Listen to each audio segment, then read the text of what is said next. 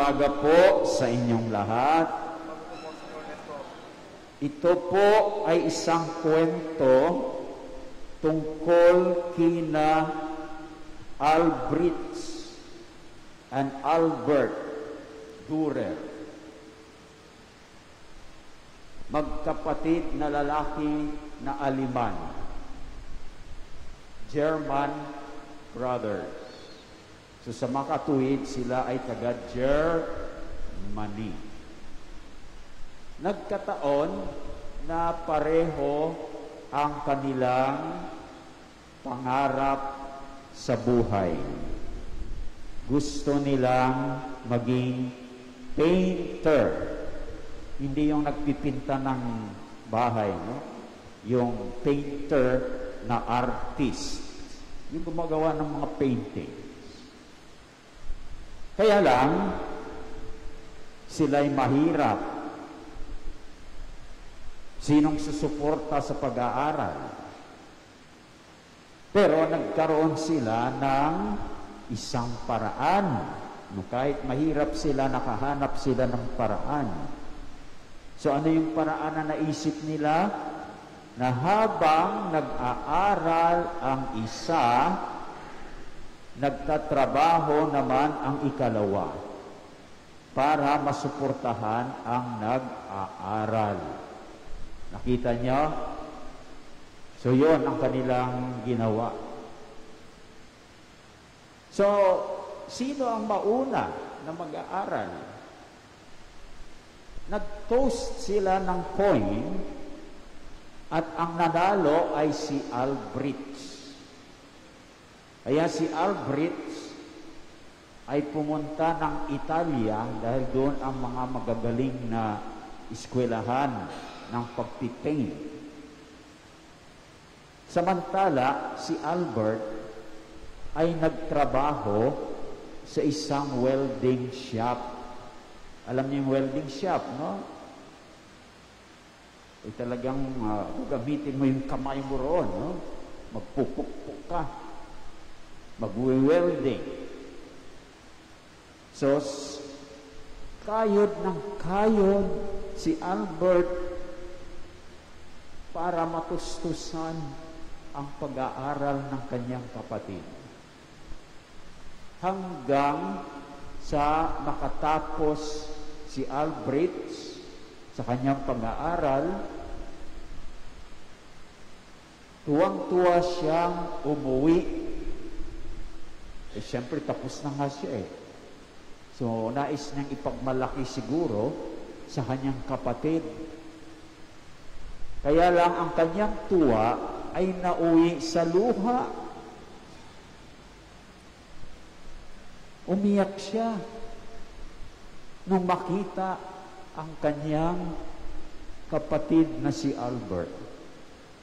Bakit? Ano ang nakita niya? Nakita niya yung kamay, yung mga kamay ng kanyang kapatid na disfigured na,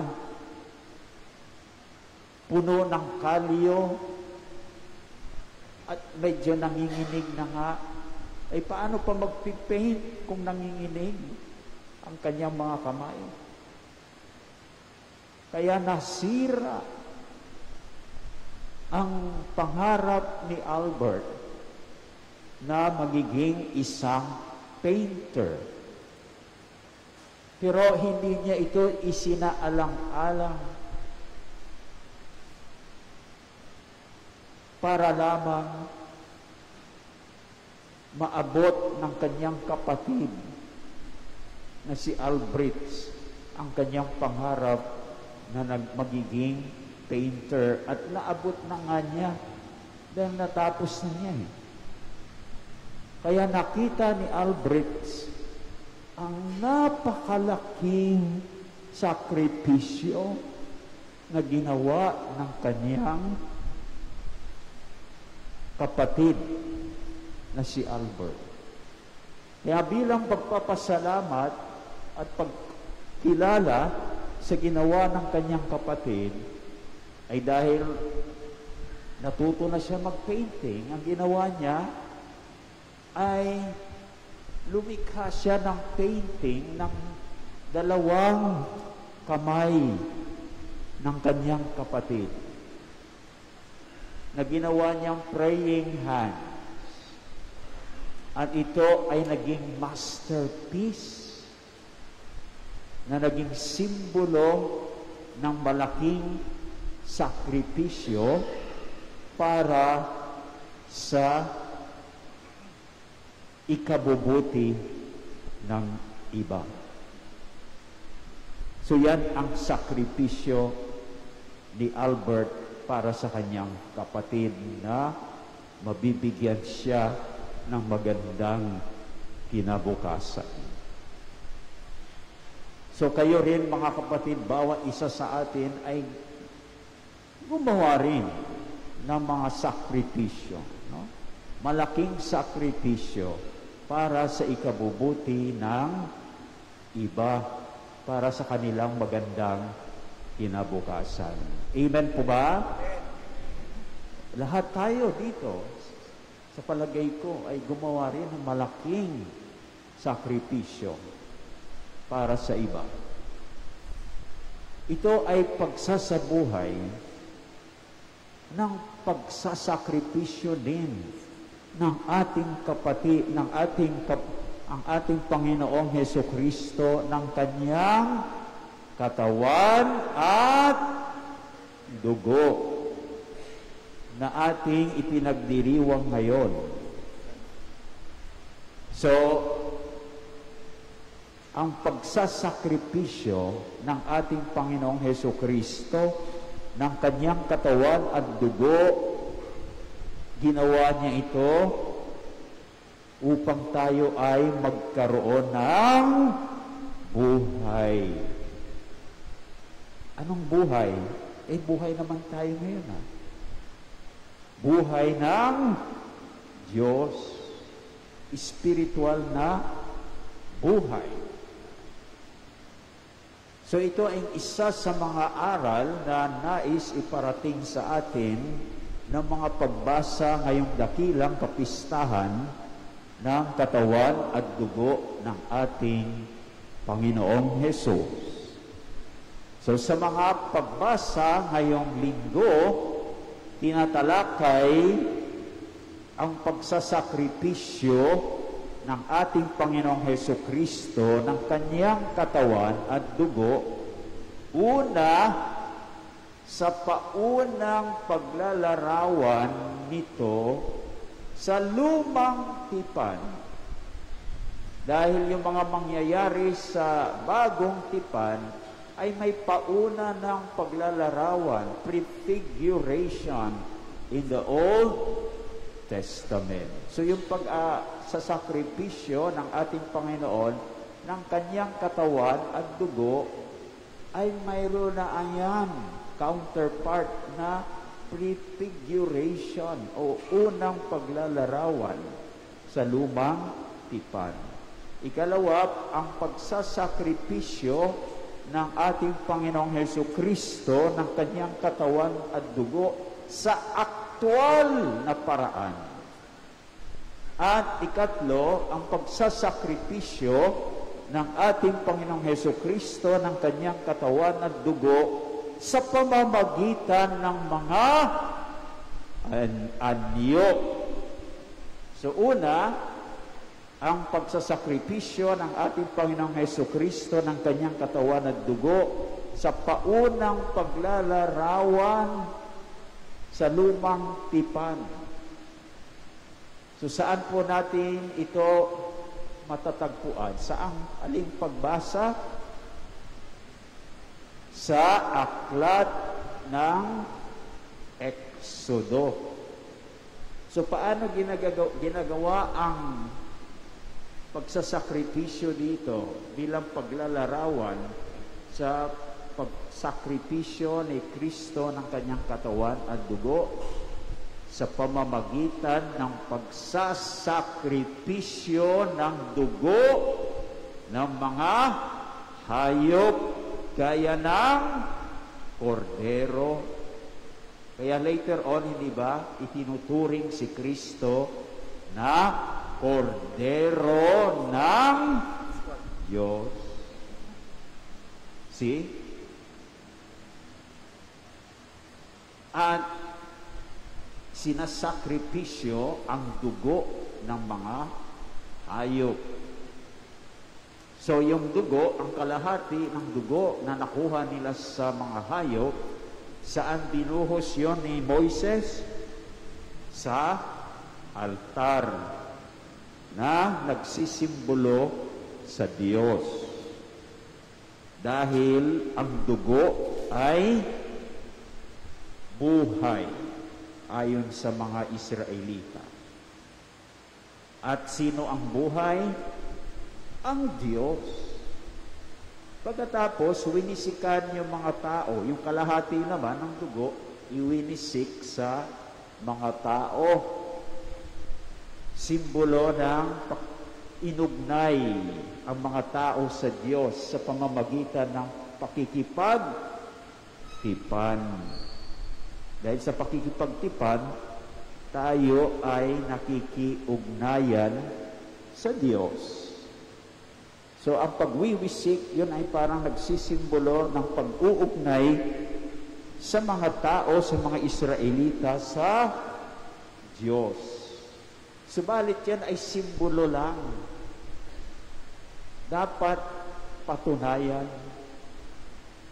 na talagang gustong makipagkaisa sa Diyos. At paano ito? Sinasabi sa unang pagbasa, paano? Kailangan maging tapat sila sa pagsunod sa mga utos. Parang talagang mapatunayan ang kanilang gusto na makipagkaisa sa Diyos, ang pinanggalingan ng buhay. Kaya, ano ang dapat gawin para tayo dito sa ayon sa liwanag ng unang paglalarawan ng sakripisyo ni Kristo, paano tayo nabibigyan ng buhay? Buhay ng Diyos. Paano? Kung tayo ay tapat sa pagsunod sa mga utos ng Diyos. Dahil kapag ginawa natin yan, tayo ay mananatiling kaisa, kaugnay ng Diyos na siyang pinanggagalingan ng buhay. Ikalawa, ang pagsasakripisyo ng ating Panginoon ng kanyang katawan at dugo sa aktual na paraan. Sa aling pagbasa naman natin ito matutunghayan?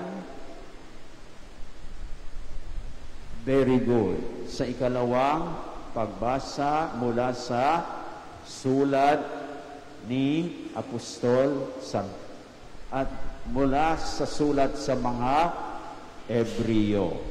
O paano naman ginagawa ang pagsasakripisyo ng ating Panginoong Hesukristo ng kanyang katawan at dugo? Ayon sa pagbasang ito, hindi na sa pamamagitan ng dugo ng mga hayop, kundi sa pamamagitan mismo ng dugo ng ating Panginoong Hesukristo na hiniwalay sa kanyang katawan. O paano tayo nabibigyan ng buhay dito ng Diyos? Sa kapatawaran ng ating mga kasalanan. Dahil sinakripisyo ng ating Panginoon ang kanyang katawan at dugo para sa ikapagpapatawad ng mga kasalanan. Kapag tayo ay napatawad sa ating mga kasalanan, ay nabigay muli sa atin ang buhay ng Diyos. Dahil kapag tayo may kasalanan, tayo ay namamatay. Nawawala sa atin ang buhay ng Diyos. Subalit kung tayo ay napatawad, na ibibigay muli ang buhay ng Diyos sa atin.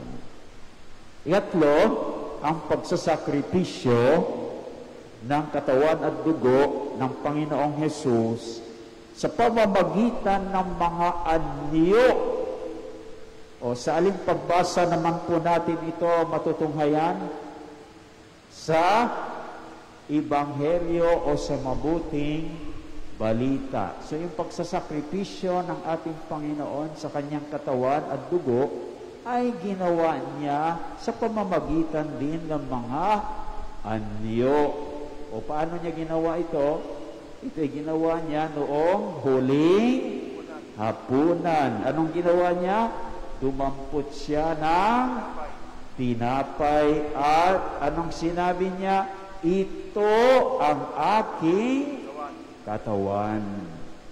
O kumuha naman siya ng kalis na may lamang alak. Anong sinabi niya? Ito ang aking dugo. O kahit sinabi niya itong aking katawan, ito ang aking dugo, doon sa tinapay at alak, ang nakikita pa rin natin ang alak at tinapay. Anong ibig sabihin niyan? Ay ibig sabihin niyan, ibinibigay ng Panginoong Hesus ang kanyang katawan sa anyo ng tinapay. At ang kanyang dugo sa anyo ng alak. So paano maibibigay sa atin ito ang buhay ng Diyos? Ay kainin natin ang kanyang laman o ang kanyang katawan at inumin natin ang kanyang dugo. Dahil sinasabi ng Panginoon, ang sinong kumakain ng aking katawan at umiinom ng aking dugo ay magkakaroon ng buhay na walang hanggan. So yan, nakita natin ang pagsasakripisyo ng ating Panginoon ng kanyang katawan at dugo ayon sa unang paglalarawan nito sa lumang tipan sa aktwal na paraan ng pagsasakripisyo at sa pamamagitan ng mga anyo. So ginawa ito ni Lord para mabigyan tayo ng buhay ng Diyos. Paano? Bilang pag-summarize, paano tayo nabibigyan ng buhay? Sa liwanag ng unang pagbasa, kapag sinusunod natin ang mga utos ng Diyos. O sa liwanag naman ng ikalawang pagbasa, sa pamamagitan ng gumawa tayo ng paraan para sa ikapagpapatawad ng ating mga kasalanan. At yung ikatlo, paano maibibigay sa atin ang buhay? Sa pamamagitan ng pakikinabang sa katawan at dugo ng ating Panginoon. So yung tanong ngayon sa ating sarili, dahil dapat tanungin din natin ang ating sarili, no? Una, tapat ba nating sinusunod ang 10 utos? Amen po ba? Amen ba? Para mahina. Gumagawa ba tayo para sa ikapagpapatawad ng ating mga kasalanan kapag tayo nagkasala? Agad-agad ba tayong nangungumpisal? Amen po ba? Amen. At sa palagay ko, ginagawa ninyo ito. Lagi ba tayo nakikinabang sa katawan at dugo ni Kristo? Amen, Amen po ba? Amen. So kung ginagawa natin yung tatlong ito, hindi natin sinasayang ang pagsasakripisyo ng ating Panginoong Heso Kristo, ng kanyang katawan at dugo, para mabigyan tayo ng buhay ng Diyos para sa ating ikabubuti at para sa ating magandang kinabukasan. Amen po ba?